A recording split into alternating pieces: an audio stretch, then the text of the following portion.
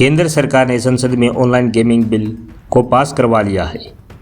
लोकसभा में 20 अगस्त को promotion and regulation of online gaming bill 2025 को पास करवाने के एक दिन बाद ही 21 अगस्त को राज्यसभा से भी बिना किसी परेशानी के ये विधेयक पास हो गया।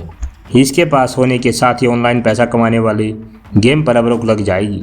इस विधेयक के कानून बनने के साथ ही देश में चल रही कई फैंटेसी गेमिंग प्लेटफॉर्म पर बंद होने का खतरा मंडराने लगा है, जिसमें ड्रीम 11 का नाम सबसे ऊपर है। मगर ये सवाल भी उठ रहा है कि अगर ड्रीम 11 बंद होती है तो क्या इसका असर भारतीय क्रिकेट कंट्रोल बोर्ड पर भी पड़ेगा, जिसने इस कंपनी के साथ 3 साल की डील की थी। बुधवार और गुरुवार को लगातार 2 दिन संसद के दोनों सदनों में ऑनलाइन मनी गेमिंग पर रोक लगाने वाले विधेयक को पास कर दिया गया।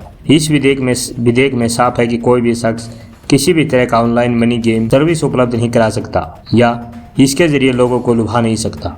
ऐसा करने पर भारी जुर्माना और जेल की सजा का प्रावधान किया गया है।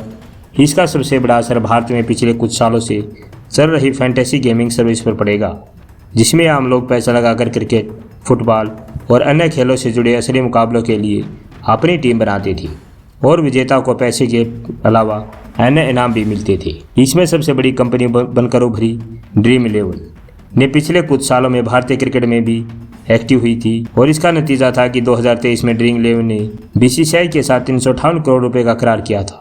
इस करार के साथ ही कंपनी भारतीय क्रिकेट टीम की टाइटल स्पॉन्सर बन गई थी और उसके बाद से ही टीम इंडिया की जर्सी पर ड्रीम 11 का नाम लिखा जाता रहा है। ये करार 3 साल के लिए हुआ था, जो 2026 में खत्म होना है। मगर उससे पहले ही अब यह विधेयक पास होने के बाद सवाल उठ रहा है कि क्या इससे बीसीसीआई को नुकसान होगा। बीसीसीआई को नुकसान होना या नहीं होना इस पर निर्भर करेगा कि ड्रीम 11 पर इसका कितना बड़ा असर होता है।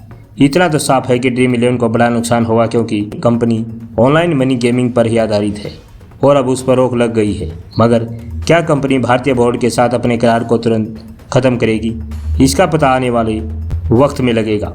बीसीसीआई और ड्रीम 11 की इस डील में 1 साल से भी कम वक्त बचा है। ऐसे में 358 करोड़ में से आधे से ज़्यादा रकम तो बीसीसीआई को हासिल हो ही गई है, लेकिन बची हुई रकम इस पर निर्भर करेगी कि यह करार पूरा होता है या नहीं।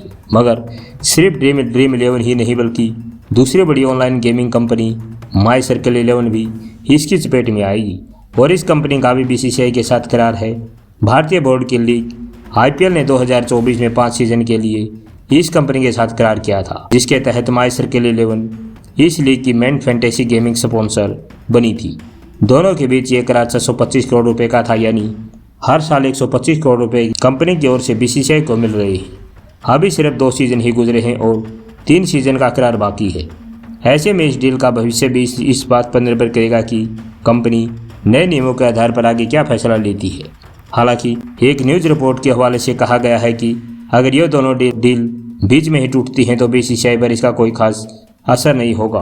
उन्होंने इसकी वजह बताते हुए कहा कि भारतीय क्रिकेट बोर्ड के सामने स्पॉन्सरशिप की कोई कमी नहीं है और अगर ये कंपनी जाती भी है तो कोई दूसरा विकल्प मिल जाएगा। हालांकि उन्होंने ये जरूर कहा कि खिलाड़ियों की निजी स्पॉन्सरशिप पर इसका असर पड़ता है, क्योंकि कई बड़े खिलाड़ी अलग अलग फैंटेसी गेमिंग कंपनियों से जुड़े हैं।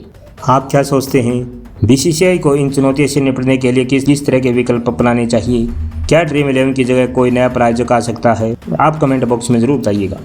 इस कहानी से हमें एक सीख मिलती है, चाहे मैदान पर बल्लेबाज हो या बेडरूम में रणनीतिक निर्णय, परिवर्तन को स्वीकारना और नए रास्ते तलाशना ही सफलता की कुंजी है। धन्यवाद।